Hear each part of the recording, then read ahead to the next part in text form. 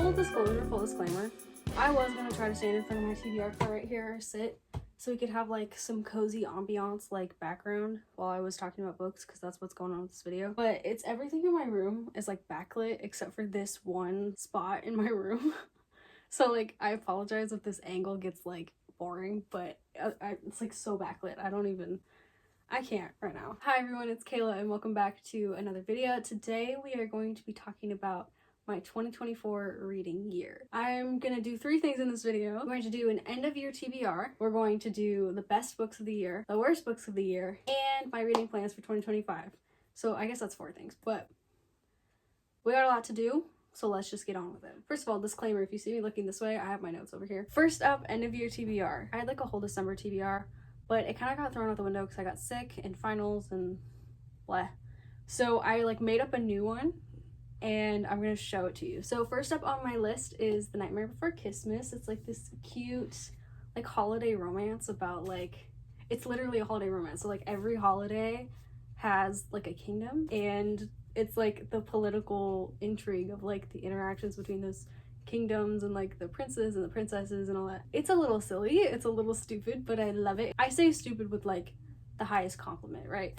I needed a break from like the longer books that I read because they can kind of get intense, as you will see in this stack of books that I'm about to show you. Like the stakes are very high in those books. They're also really long, which I'm not against a long book. I love a long book. One of my favorite books this year was like over 500 pages, but they just take a while, which can lead to like reading slumps. So I just wanted to read something quick, which this is like 350 pages ish. So I guess it's not like that short, but it's shorter. So far, I'm like almost 100 pages in. Yeah, and I'm really liking it so far. I was kind of nervous because I'm not a huge like romance reader. Like, I think it's just because the stakes in a romance book are different than like a fantasy or a murder mystery.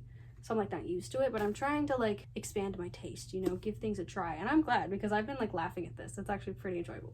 So that's first up on the list. And then the biggest surprise is All Systems Red by Martha Wells. This is the first book in the Murderbot series. I don't know that much about this book other than that it's quite popular online, at least in the booktube, booktalk streams that I'm in. My mom and I, we went to Barnes & Noble a couple days ago and she told me that she really liked this book, and it's been on my TBR ever since I heard about it. Potentially, it's been on my TBR for a while.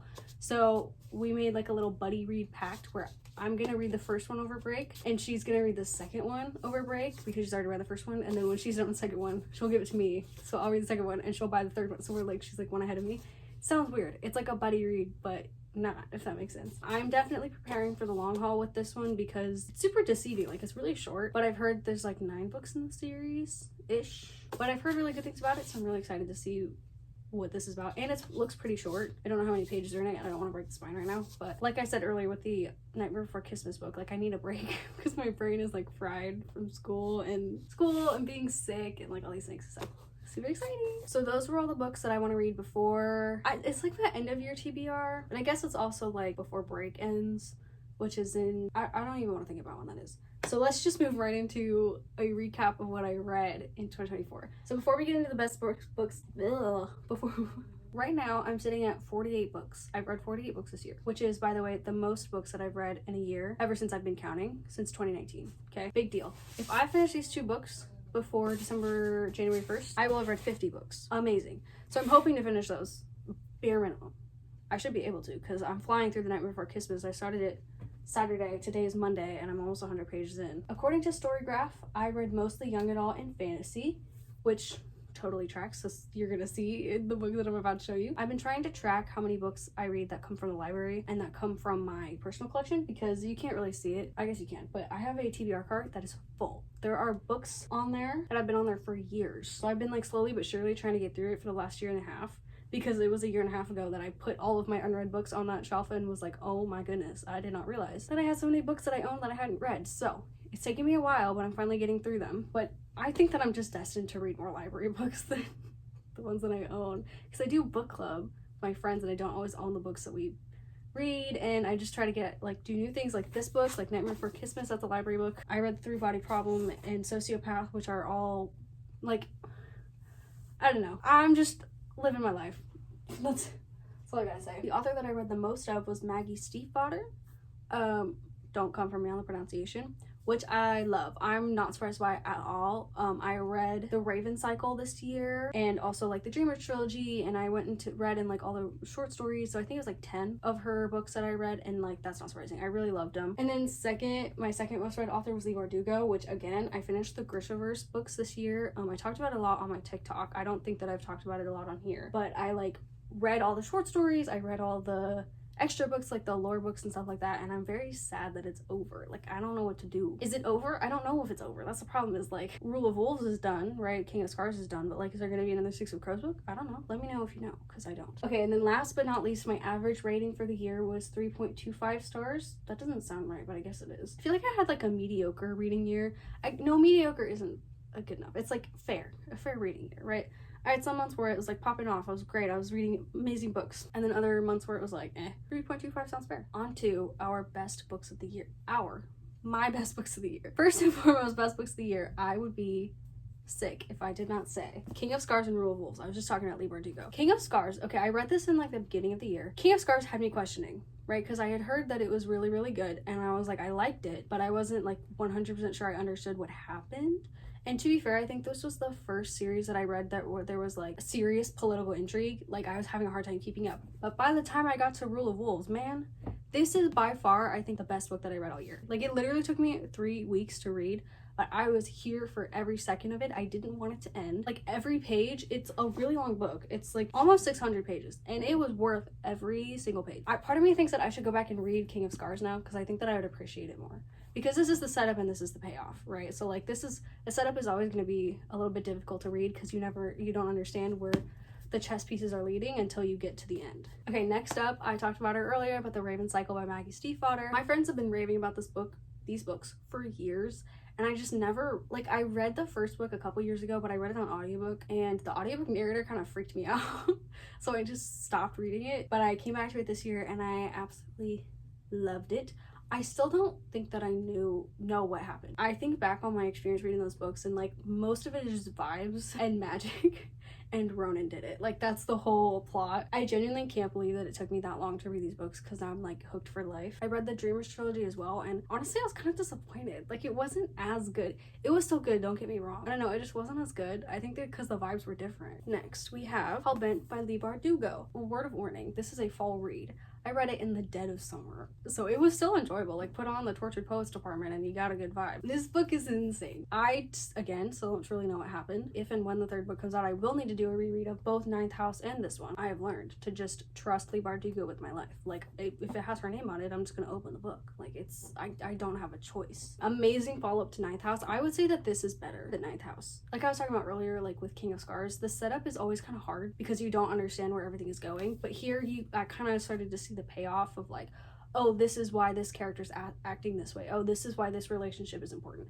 Don't get me wrong, things still ended on a cliffhanger. Some plots were tied up a little bit or like understood better, and then other parts were like complete open loose ends. Like, now there's like, I don't want to spoil it, but like, it's crazy. I see the vision now. I'm so glad that I gave this a chance. I was kind of worried after Ninth House that like it was all just gonna confuse me, and don't get me wrong, I was confused some of the time, but this was like happy confused. I'm like thinking about what I'm saying about these books, and I think I like books that are like so good that I don't care if I don't understand what's going on. I say that I'm confused a lot, but I think that's just because these books that I'm mentioning are good because they're hard to understand. Because then when you get it, you get it. Okay, now time for some honorable mentions. These are honorable mentions because I didn't like them enough to like sit here and gush about them the way that I'm gushing about these other books, but they were like pretty good. So I'll just rapid fire. We have The Cruel Prince, which the more that I sit and think about this book, the more excited I am to read the sequel, which is right here. Vicious and We Were Liars. This book, I got a love-hate relationship with this book because the whole time I was reading, I was like, I don't understand. Why do I like, what's going on? But I still was like reading.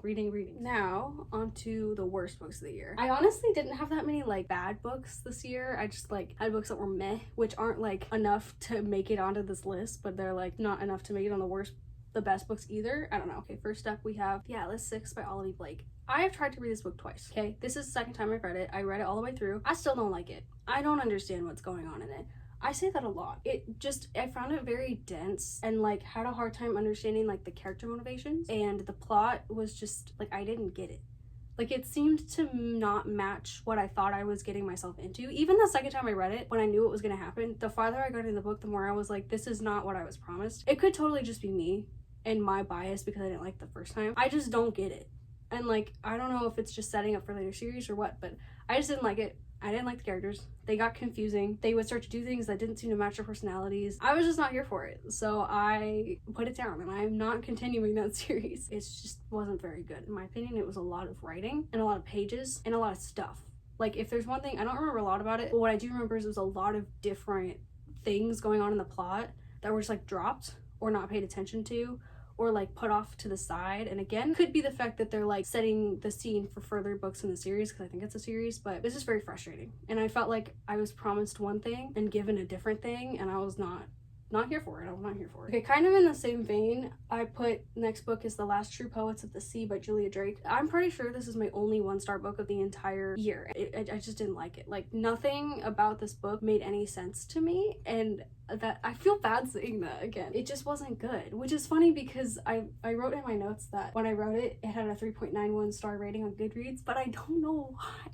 I didn't understand the character motivations at all. What I mean by that is, like, you know, when a character set up in the intro of the book, you know, the beginning, it's not like you can predict what they're gonna do, but like their actions make sense, right? Like if you had a friend and your friend did something completely out of pocket, you'd be like, whoa dude, are you okay? Right? That's not normal for you. You kind of get a sense to know like what's normal for the character. The characters felt like they kept doing abnormal things without a clear reason, and maybe it was me, like maybe I didn't understand the reason, because I feel like a lot of the content, like the life lessons of the book, went over my head. So I was just reading it and I was like, I feel like there's a message here that I'm just not understanding. And then also the pacing and the plot was just wild. It felt like there were pages where nothing would happen for like pages and pages, and all of a sudden there was like everything happening and people were like, oh my god, like I was just freaking out. Kind of felt like I wasted my time, honestly. The whole time it was a book club book, so I was like trying to finish it because I wanted to read the whole book so I could talk about the whole book, but I just was like, this is not a good use of my time. Okay, and then I hate that I have to say this, but I feel like I need to say it. All Good People Here by Ashley Flowers. Okay, I want to get one thing straight. I love Ashley Flowers. I love Crime Junkie. I love her podcast. I love what she does to help people. I'm really sad that I didn't get this book. It just wasn't good for me. Funny enough, this was actually another buddy read with my mom, and I have a vlog of me reading this book, finishing this book, up on my TikTok if you want to go watch it, because I stayed up till like 1 o'clock in the morning reading it. It's crazy. This is like a murder mystery book. The ending was kind of disappointing because it felt very cheap. The whole plot just felt like I'd read it before. It didn't feel very original, which, to be fair, because Ashley Flowers is a true crime podcaster, she may have done that on purpose, because there's so many true crime stories that feel like you've heard them before because it happens so much, right? So she could have done it on purpose, but in terms of like a fictional book, it just felt very like used, like reused. And then the ending just felt kind of cheap. I'm not gonna spoil the ending for you, but the end just like was not satisfying at all. It was just like, and it's over, but in the worst way. I don't know how to say it without like spoiling it, but if you read this book, you know. And I'm so sad because she's gonna have another book, and I wanted to be excited for it, and I didn't. I'm not excited for it at all. I also just didn't have a good understanding of like the characters themselves. Like, they felt like caricatures. They didn't feel real, so it was like hard to get the emotional impact, because I was like, you're not real. I say as if all of these other characters are real. I will say though, she does know how to do suspense. Like I said, I was up till like 1 o'clock in the morning finishing it because I literally could not put it down, but it was almost like I had to get it over with. Like, I didn't like it, which I'm so sad about. Lastly, honorable mention, The 3-Body Problem. I'm not gonna rehash how I feel about this because I talked about it a lot in my last vlog, so I don't want to like repeat things that you guys already know. But this just was not for me. Like the Last True Poets of the Sea book, it kind of felt like, when is it gonna be over? Okay, now we're in the final stretch of the video. We're now gonna talk about my reading plans for 2025. So don't get too excited. I'm not somebody who does like a bunch of reading plans, just because then it becomes complicated and then I avoid reading and then I don't read. So I just try to keep it as simple as possible. So I've been thinking about this for like the last week or so. I think that I'm gonna make my reading goal 35 books. Here's my thought process. My reading goal this year was 25 books, and I surpassed that by almost double. So I want to raise my reading goal next year, but I don't want to make it like an astronomical number, because I don't want to like psych myself out and think that I can't reach it. I want it to be easily achievable. I'm motivated by challenging but achievable goals. So 35 is like kind of in the middle between 25 and 50. So I figure like it's enough to where I could potentially reach it next year, and I could potentially like surpass it. So that's the goal. As I mentioned in the beginning, I want to continue reading my physical TBR. I just feel bad buying new books because I have all these books to read, and it's been a problem for several years, and I just need to like do it because there's books on here that I'm gonna love. There's a Cassandra Clare book on there, I think it's like Swordcatcher or something, that I literally think about like every month, but I'm gonna like, I'm making myself get through.